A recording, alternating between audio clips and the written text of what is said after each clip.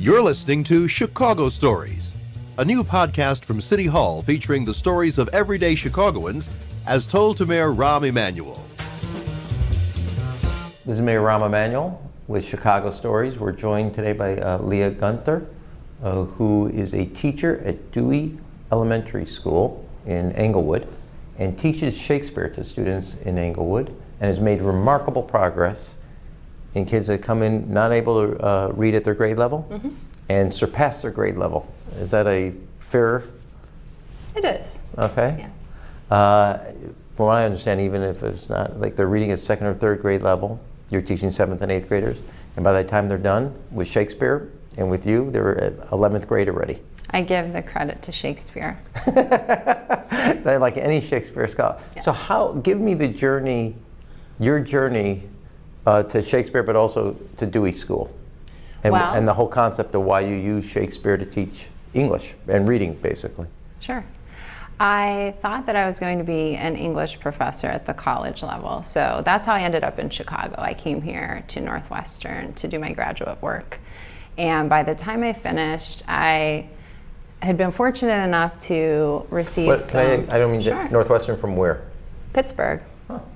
And I finished my graduate work and had been fortunate enough to have some fellowships so that I was able to study at some archival libraries. I was very much removed from the world. And by the end of that experience, although I enjoyed it quite a bit, I thought I wasn't really fulfilling my social function in the way that I should. I was kind of hidden away with old books. And so I started... Someone was kind of pulling you beyond the archives? It was pulling me beyond the archives. So I made a total switch and I went into the nonprofit world for a while.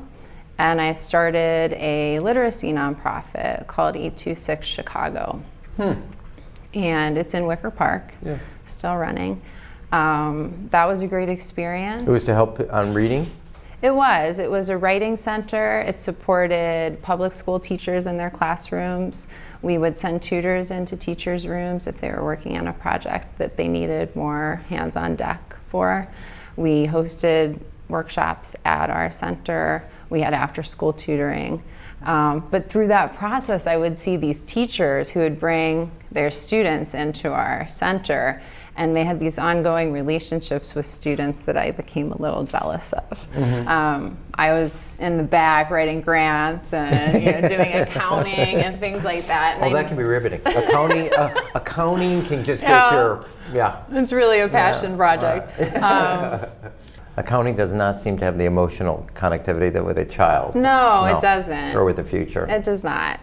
And I actually talked to one of the teachers who brought her students in to our center one day, and she told me she had gotten into the profession as a career changer through the Academy of Urban School Leadership. And so I tucked that away as something that I would look into if ever I wanted to make a change, which ultimately I did.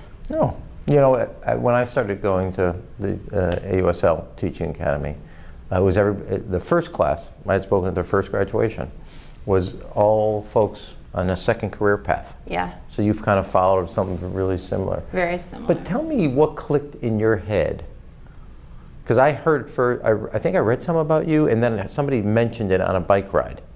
And I said, what? And I've been to Dewey a couple times, but what made you say, Shakespeare is the way to get these kids to learn how to read, to enjoy reading? That's not the obvious thing that you would turn to, but you turn to something that other people with PhDs go to a play, still don't understand what was said, but you're helping kids in Englewood learn how to read it past their grade level, but reading Shakespeare, the hardest thing you could probably think in the English language.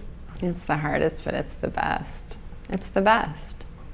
But what made you think of that? That's what I'm like, how did you come on this? Did it dawn on you one day? It's what I'm most skilled at studying, at talking about. It's what I know the most about.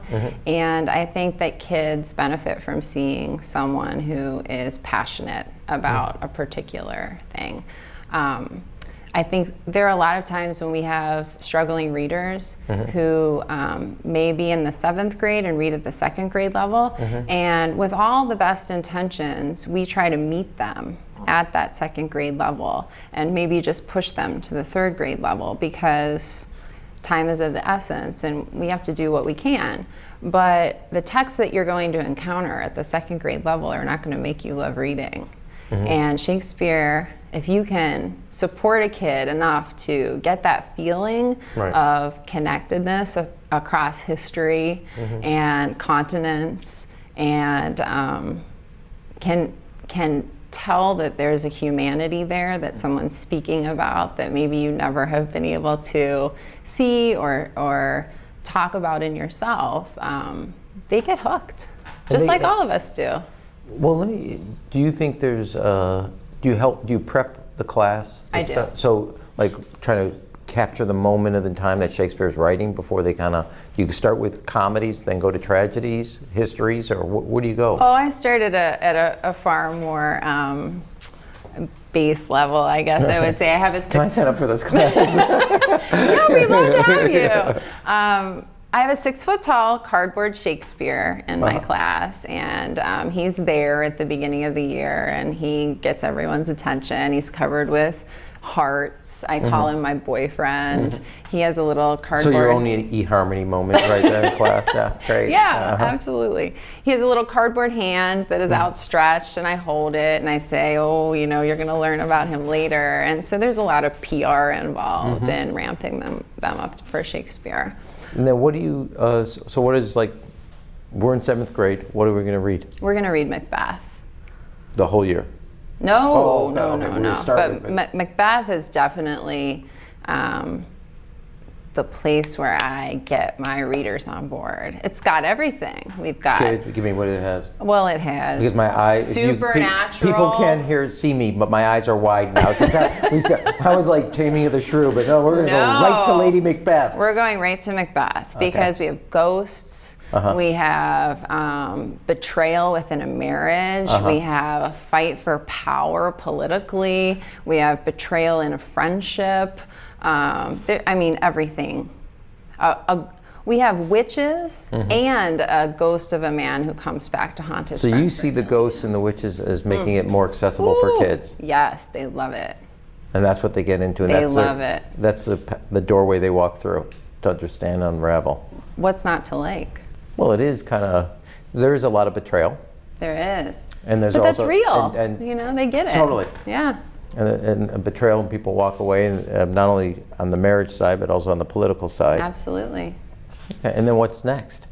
Well, in 7th grade, we usually study Macbeth, but we've gotten there through some other great texts as well. So we start off the year with Dante's Inferno, which is excellent work for 7th graders. Can I be honest? These are things I read in college. And you're at Dewey and you're doing 7th and 8th grade Shakespeare. Dante's Inferno. Just please tell me you're not doing Faust from Goethe. No, but right now in 8th grade we're reading Kafka's Metamorphosis. Okay, like I always say this, don't ever undersell the kids in Chicago. Absolutely. And you are like proving that in spades, man. Yeah. That's unbelievable. You're going to Kafka? They're doing Kafka right now. We've been reading it just for 2 days. They're totally hooked. How can you not be hooked? It's the best first sentence. A man awakens as a bug, right? So. Can I ask you, so you literally, when you said, I'm going to go to the teaching academy, I want to become a teacher, you knew you wanted to teach Shakespeare? You know, I didn't, because I wasn't sure what I was getting into. I knew that I wanted to do something more useful. And I had the best mentor, Patrice Turk, who had been teaching for more than 3 decades, Golden Apple winner. Right. And she assigned to me to teach Romeo and Juliet to her 9th grade class, because I started off in high school. I've just recently moved to you started off in school. high school? I did. At an AUSL school? Yeah, at Phillips in Brownsville. Can we give a shout out to their football team? Yes. B, that the football team had homeless kids on it and they went all the way and they acted like a real family. I know. And C, your great principals there, I think I think they're up to like 68% graduation rate when they were in the 30s. They've done a tremendous. Did you do Shakespeare there? I did. Fact. I haven't had a year without Shakespeare. What makes you in love with Shakespeare? And what are you? Give me your 5 favorite plays. Well, it's changed since I started teaching because I knew like, you'd never be loyal to one play in there. Well, I'm loyal to Macbeth because it always does the job of hooking readers. We studied King Lear last year in my 8th grade class, and the kids were so outraged about everything that was happening there. It also parallels the show Empire, which they loved and were fascinated to find out was related. I have also taught Romeo and Juliet, which is more at the bottom of my list. I think that panders to teens because there are teens in it, and I think our teens can rise to a greater challenge than that. But I've had great success with those plays in the classroom. You ever do King Richard? I have not, but I could see The third. that being a big hit. Death in Venice. I think that would be a big hit. A big hit, not hard. No. Do you ever take them to Shakespeare in the Parks? I took a bunch of kids when I was a high school teacher, but I haven't taken any kids at Dewey yet, and I need to. I go every year. You know, they're at Shakespeare. They're doing. I don't know if you saw the story today. Barbara's doing Taming of the Shrew, but an all-female cast. Nice. And she wanted to turn it upside down. Yeah. Inside out on that. You should take the kids, if that's. But I'm promoting something else. But for the Shakespeare. No, absolutely. We've also had actors come out to the school and talk about their process, and I have a very large costume collection in my room, so we do a lot of acting on our own. Is the costumes everywhere? Oh yeah. Have you ever Lots thought of wigs. I probably have 30, 40 wigs. So the kids so you really make it come alive. Yeah, you know, the wigs hang in the back of the room, and we don't deal with them for, a month or so, and they drive them crazy. When are we going to do those wigs? When are we going to wear those wigs? Well, we'll wear them when we're going to start Shakespeare, and then that's another element. Oh, so you make it, yeah. excitement. So I'm thinking about the fact that when I was reading Shakespeare, that's my only context of this besides going to see a play. It's like Mr. Zito is my professor, and we tortured over every line, both its poetry and its philosophy. Yeah. And you kind of just make it. I lived in fear of it. I got to be honest. I always say every year I'm going to read another play. And do you do that? No, I go see one. I'm being honest. That's fine. Am I getting an incomplete No, from my it's report fine. card? I'm looking at you now, and I'm having visions again in my report card on my mom and dad's refrigerator with you. No, I don't. Although I just purchased and downloaded the new book on Goethe, Life as Art, because I used to read his Faust every summer. I did that for like 4 summers in a row because I think he's one of the great poets, great writers. So you read Dante's Inferno. How do you make that come alive for the kids? Oh, it just comes alive on its own. It's about hell, and we study right now. We're studying the 7 deadly sins, and I'm telling them how that's going to appear as a structure to Dante's hell, and they can't wait to get there. Give me the one, if you can remember an anecdote from your kids that you really felt like this was. I mean, because obviously I've not seen you this animated since we did accounting together. Tell me the one breakthrough moment where this really meant the most, and how rewarding this was for you. I mean, I look at this and I see the data where some of these kids are struggling they're in 7th grade, but they're reading at 2nd and 3rd level, and by the time they pass through your class, they're at high school level, and I'm so in awe of what you've done. So that's one data thing, but like the breakthrough moment where you're like, this is my calling and I know I'm right. Is there an individual kid or moment or something that somebody said something about reading Macbeth that cut through for you? I knew right away when I started teaching and started doing these challenging texts that the students I was encountering could smell a phony a mile away, and that the nerdier I was and the more open I was about my passion for literature, the more success I was going to have. And once I knew I was in safe company in that way, I just started pushing the boundaries. So Macbeth work, how about Dante? Dante. So, you know, it's been a lot of trial and error, but in terms of an anecdote, one that is humorous, I think, and kind of gets to the point of the way some of the students have really brought Shakespeare into their life, is I had a student 2 years ago who was studying Macbeth, and he was a kind of troubled kid when I met him, and really low reader, reading about at the 3rd grade level and 7th grade. I was very worried about him during the study of Shakespeare, but something clicked, and this became his person. He would call Shakespeare his daddy. Really? He would say, "This is my daddy. Like, I know, like he's my ancestor. Like, I get this." And he did get it in a way that was kind of hard to understand given his reading level. But one day he left class and he got into an argument in the hallway with a security guard, a really big, buff guy. Not somebody you want to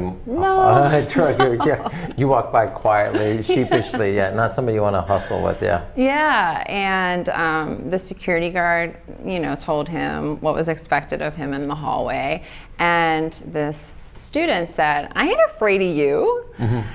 And the security guard looked nonplussed about the whole thing, and he said, "I ain't afraid of nobody of woman born," which is this awesome weaving of Macbeth and discipline and bravado. And then he yelled down the hall at me saying, "Did you hear what I said? I quoted Macbeth." And the security guard had no idea what was going on. But I think that moment was special in a lot of ways, not because he was misbehaving, but because it seems... We'll look past that. We'll look past that part. But it's mostly about just, it's a part of life now, you know, it's just the way you filter your experiences is now through Shakespeare quotes. How awesome. That is. So do you see in your students that given when they've kind of felt like they've mastered or unlocked the mystery of literature, because that's really what, if you can understand and fully grasp Shakespeare, you're someone, in my view, mastering not just the English language, but English spoken, English written literature, that there are also other educational benefits that happen for kids in the other grades, that their confidence comes back, or is that nothing to take away from other teachers, what they do, but do you think it has implications in other subjects, or you see that? I do. I think that being able to master something that they know culturally is very difficult, and when they tell people, if they tell their parents they're reading Shakespeare and their parents said, "I didn't read that until 12th grade," they feel really good about themselves and they feel like they can do what we know they're capable of doing, which is where we're trying to get. I'm so glad you became a teacher. I am too. Left behind all that riveting accounting and everything like that. Yes. So how long have you been at Dewey? This is my 4th year at Dewey. I was at Phillips for 4 years before that. Now, you happy that Chicago's your home? I am, because, you know, I've been able to reinvent myself several times here. And I think that's unique to have a city that has all the things you need for different versions of yourself. So I was able to be a graduate student here and then start a nonprofit. And were you at Northwestern up on campus? I was. Graduate? And you lived up there in Evanston, Illinois? Yeah. I did. I went to graduate school in the School of Speech and Communication. It's a beautiful campus. It is. So you're glad is all your family still in Pittsburgh? There. So what do you love most about Chicago then?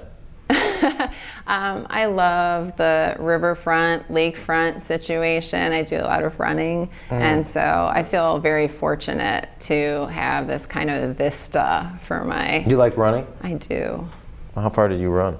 Well, hopefully at the marathon next weekend, I Really? will make it to the end. We'll see if they keep the course open that long. Well, we have somebody... do you have any pull on that, how long the course is open? You get into my car, we'll put you in the front, okay? You okay with the blue lights? Yes, that might be needed. Well, we have my son Zach's running. Oh, really? Yeah. So is this your first? It is. Oh, this is a big deal. I know. Where have you found? Given what I know, what he had to do, That's a lot of training. So you did the summer? I did. Did you do the training yourself off of kind of like a web page, or I did. you had a trainer? Yeah, I was by myself. Yeah, I'm a swimmer in yoga. Mm-hmm. I will have to, you don't mind if I just cheer for my son? Do you mind that? That's fine. Okay. Because I'm going to do this now. Just, he's fast. I'm very slow. That's okay. You're going to do it. There's, you know what I think about for all of us who, I do the sprint triathlon. Mm-hmm. I always say what's cool about it is you're competing, but there's a real sense of community. You're not really competing against other people. Yeah. Except for when you're always checking the website to see where you're placed. But you're actually competing against your other time. Yeah. Not against yourself. Right, and there's a real sense of community. No, well, he wants this is his first. Mm-hmm. So he's decided Boston's his goal. That's his personal goal. Right. Is to make a number that clears Boston. Mine is to not die. Well, don't worry about to you know get across the finish line before the course is closed. Ms. Guenther. You like the new bike and running path split on Lakefront? I sure do. Yeah. I really like it a lot. Nice work. This time next year, it will be done. The whole thing. The whole thing. There's obviously little tight points and that thing. Yeah. But it's the third most used park in America? Really? So since you raised it, lake or river? I'm going to say river. I live in River North, so I really like that straight connection to the lake. I enjoy it. 12-inch or 16-inch softball? 12-inch. Okay. Thick or thin pizza? Thin, specifically at Italy, made by Simone.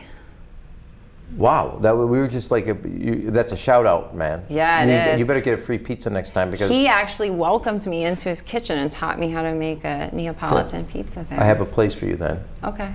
Up in Ravenswood. Spaccanapoli. Yeah, but you still say, if Spaccanapoli was right next door to Italy, which one would you do? I would go to Italy because of Simone. Okay. Fourth Cubs socks. Socks. Southside. We were this close to really getting along really well. Okay, you like the shout out on both the bike and running lane and the Riverwalk was really good. The thin pizza, not bad. Okay. But did you need to end our relationship that way? I mean, did. That was really unfortunate. I did. Why? You know, where I teach and everything, I pass that field every day on my way down there. So Leah Guenther is a teacher at Dewey Elementary School in Englewood, teaches Shakespeare, and has taken our kids at Dewey School to new heights in appreciation of reading and the English language. Thanks for teaching. Thank you. You have been listening to Chicago Stories, a new podcast from City Hall featuring the stories of everyday Chicagoans as told to Mayor Rahm Emanuel.